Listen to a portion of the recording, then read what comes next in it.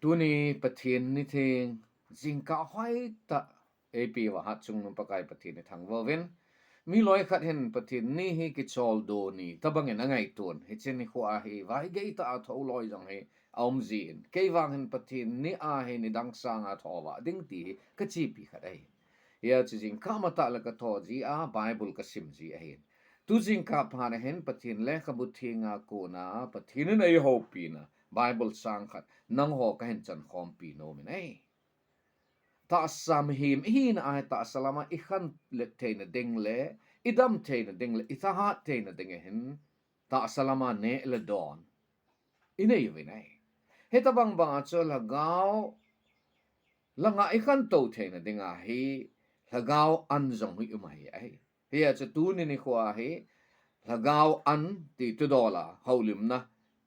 in nei no mu hi ai bible sang mun khat anasim heten Peter le khatot khat na bung ni sang khat na ko na chang ni na ge he anasim heten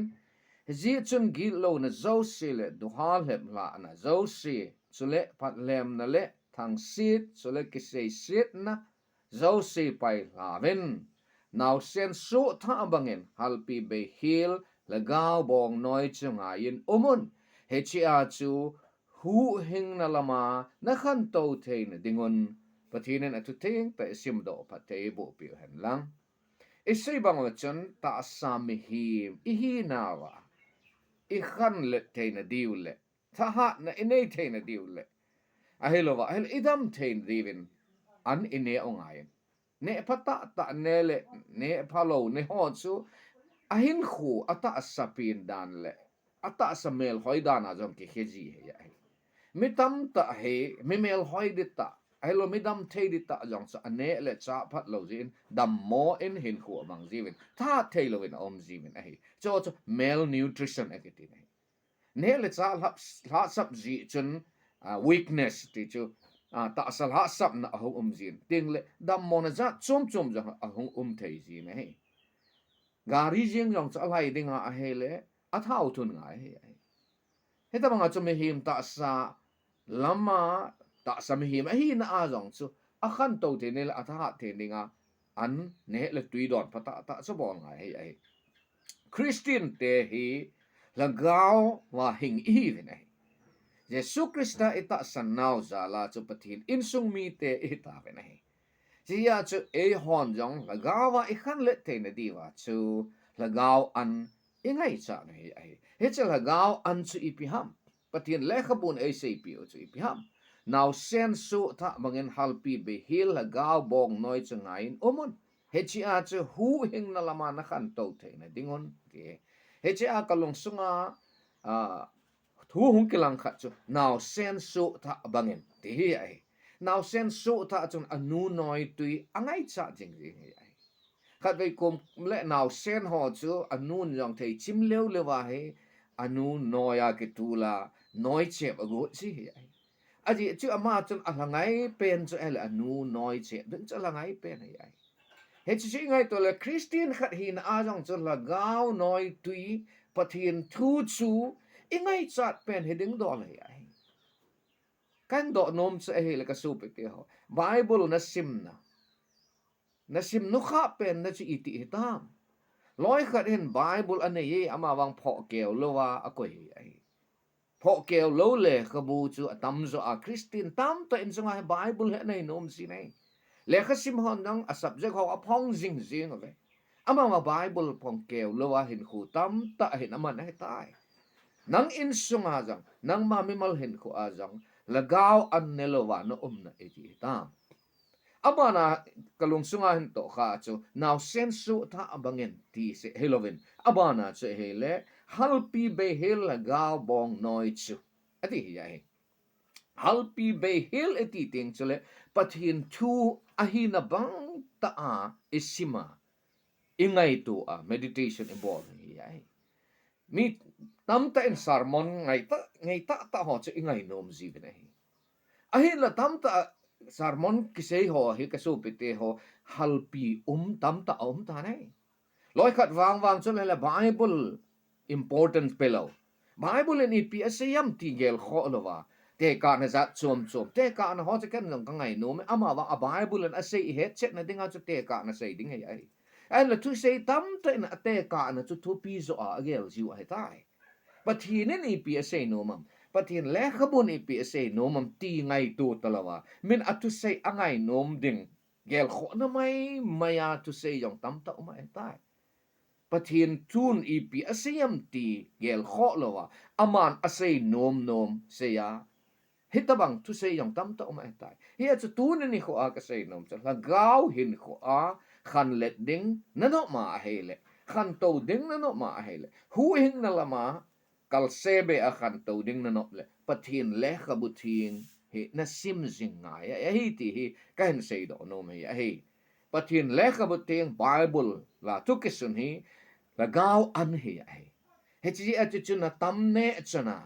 na la gao hin khu a na khan let ding hi ya hi bible iman cha ding dan them cha khat kan sei no me nei ama sa pen da hen bible ni si in simen ni si a an izat ve ine awang kam kang to ho de chu thum ve e hon jang pui pa khang ko thum ve ta bang hen ne he jingka an ne ven na tong mi te he ji chun su an ne ven te le ni la an ne ki no ve nai ngai tu ti men ne khan an khat ve se ke ne le akidam the na dem ai lo le i to ding dol se ki tong zo na dem tha ki nei na dem chu ti he le na la gao hin kho a hap ta khana patin ni an ki kho ma men tu say ding in bible and sem se chu na nga ya ai le na khan to ding chu ha sa hi ti hi kan say no me ai hi chu ne si a bible bong khat bong ni be sim te ding ti kan say no me ai he chu chul ha gao ana na khan na ne ana khan to the na ding hi ting la abana chu meditate upon God's word pathin tu chu na ngai tu ding hi ai pathin tu chu gil ta na ngai tu ding na sim ho chu pathinan ke ko ma ipi ase no umam ke man iti kaman cha ding ham ti cha patte cha na gela na ngai tu ding hi ai ding la atum na a cha hel pathin hun ipi ase yam he chi chu ngai ding a he pathin tu iza ho e het ho chu isim ho chu job ding hi ai a chu te la na job lo wa a he le apat som na chu nangen na het lo ding hi ai ting alina ang ka say nom chu a hele memorize God's word pathin tu chu a mulo chang vo ma mel chi ding a hele sima vet lo sima het go ding bible chang phata ta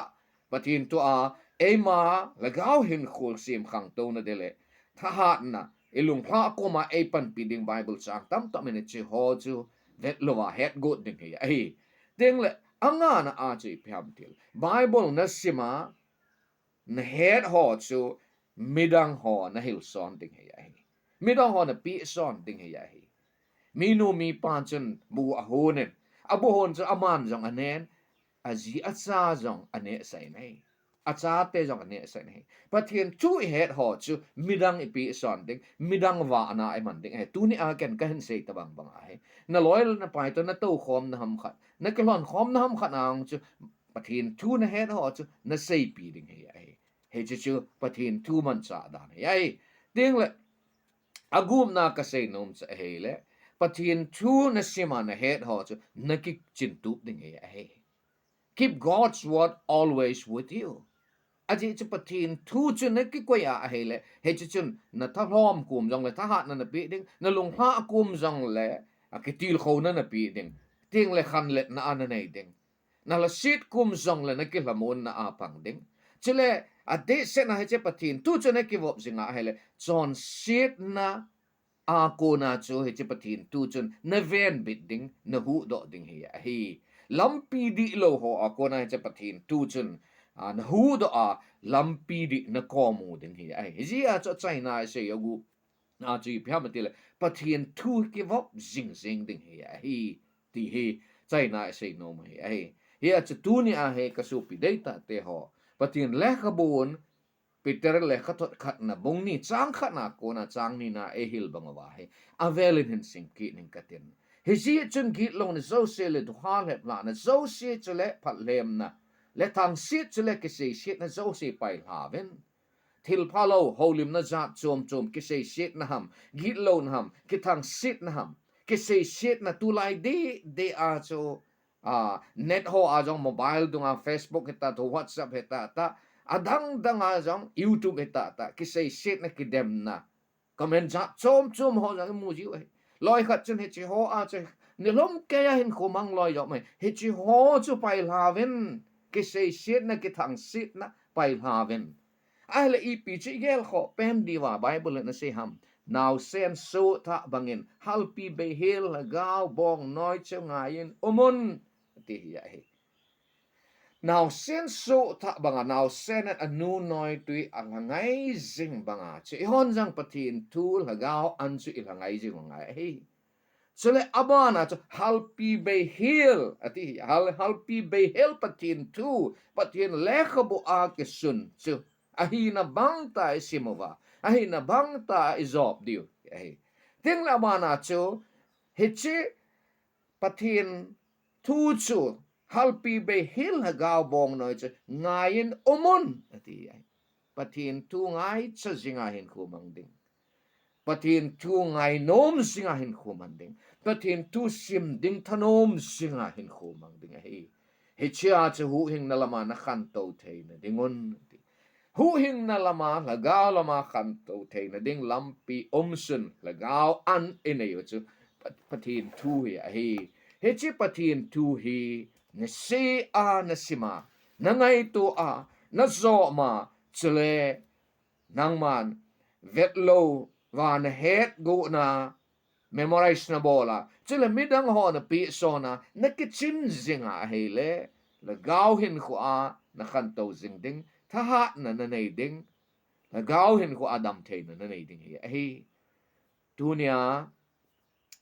la gaw an patin tu ti tu dola I holim now anangai ho zo sin na mun chi pakai patinin patin na bu hen